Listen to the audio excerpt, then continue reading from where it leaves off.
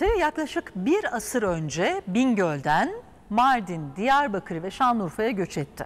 Aile üyeleri yıllar sonra tekrar bir araya geldi. Mardin'in Derik ilçesine bağlı Dikmen köyünde bayramlaştılar. Uzun süredir görüşemeyen akrabalar birbirleriyle hasret giderdi.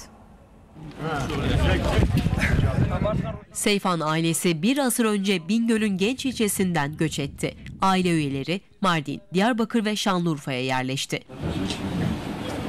100 yıllık hasrete dayanamayan Seyfan ailesi Mardin'in Dikmen köyünde bayramlaşmaya karar verdi. Konvoy halinde köye giden aile mensuplarının bayramlaşması uzun kuyruklar oluşturdu.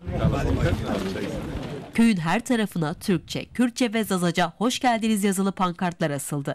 Misafirler için 50 küçükbaş hayvan kesildi. Yöresel yemekler hazırlandı. Sofralar kuruldu. 5000 kişi var şu anda. Burada yani bu barışta, bu bayramlaşmada, fakat toplamı ne kadar olduğunu bilmiyorum. Yani nüfusumuzun kaç olduğunu net bilmiyoruz. Birlikte rahmet, bereket vardır inşallah. Biz de ümit ediyoruz ki bu geleneğimizi burada da, Bingöl'de de, Muş'ta da, diğer illerimizde de olan soydaşlarımız da inşallah bir hayra vesile olur. Uzun süredir görüşemeyen akrabalar hasret giderdi.